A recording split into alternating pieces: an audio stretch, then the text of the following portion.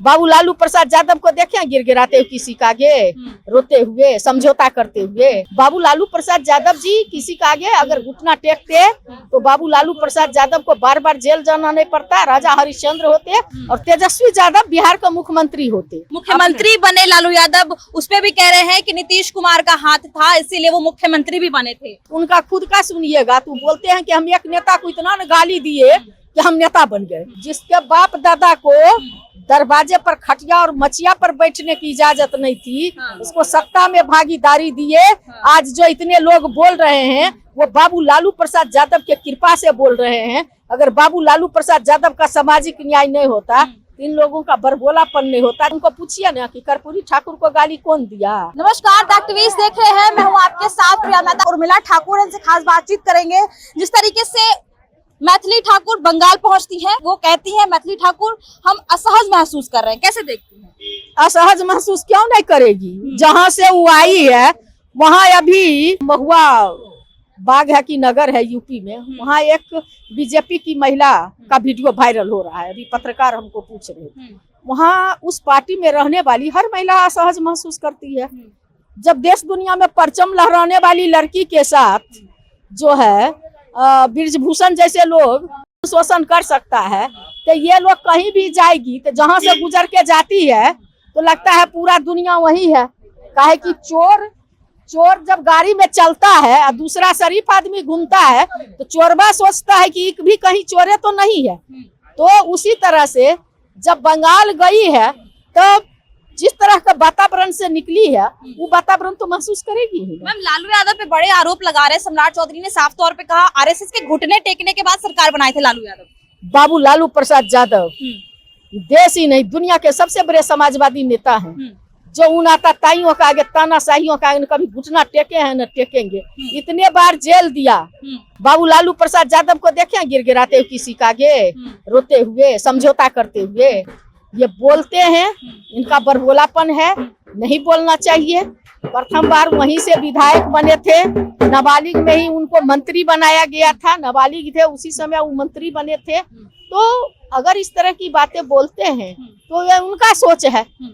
बाबू लालू प्रसाद यादव जी किसी का आगे अगर घुटना टेकते तो बाबू लालू प्रसाद यादव को बार बार जेल जाना नहीं पड़ता, राजा हरिश्चंद्र होते और तेजस्वी यादव, उन्होंने तो कहा कि आपके वजह से जेल गए मुख्यमंत्री, तेजस्वी यादव बिहार का मुख्यमंत्री होते।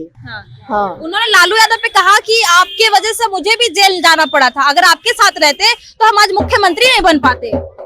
अच्छा, सभी कई बार लोगों ने देखा कि बिना बाबू लालू प्रसाद यादव का नाम लिए कोई आगे बढ़ा है। अपना चेहरा चमकाने के लिए लोग बोलते हैं और उनका खुद का सुनिएगा तो बोलते हैं कि हम एक नेता को इतना न गाली दिए कि हम नेता बन गए।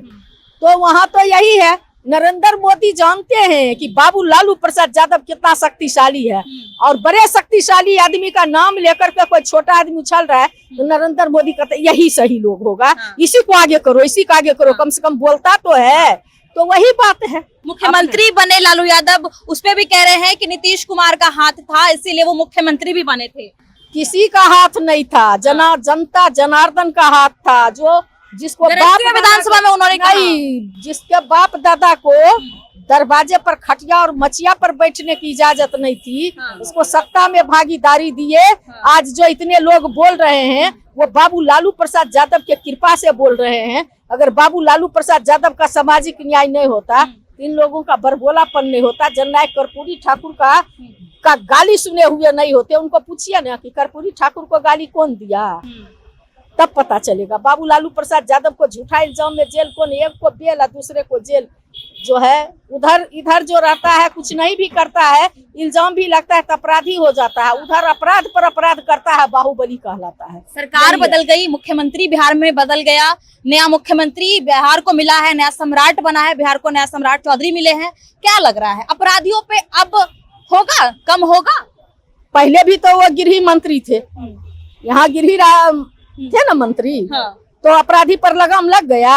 उन्हीं के टाइम मैंने नीट छात्रा के साथ हुआ, उन्हीं के टाइम मैंने हॉस्पिटल निकाल के करके, उन्हीं के टाइम मैंने हॉस्पिटल में जाकर हत्या हुई 4-4 साल 5-5 साल की लड़की के, उन्हीं के कार्यकाल में महिला नो किल ठोक दिया गया।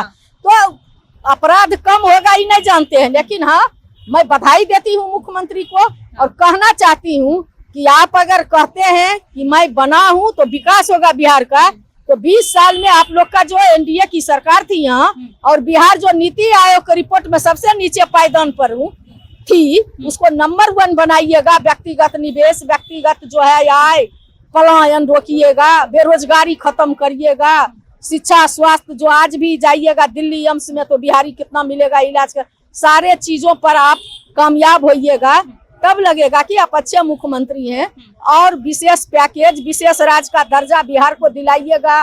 मुख्यमंत्री तो गिरगिराते रहे नीतीश जी, उनको जो है कहे पटना यूनिवर्सिटी, सेंट्रल यूनिवर्सिटी का दर्जा देने, तो वो तो नहीं दिला पाए। आप ले लीजिएगा तो समझेंगे कि आप कामयाब मुख्यमंत्री हैं। एक बड़ा सवाल ये भी उठ रहा है, बिहार में एक 10 साल की बच्ची के साथ इतना बड़ा घटना हो गया।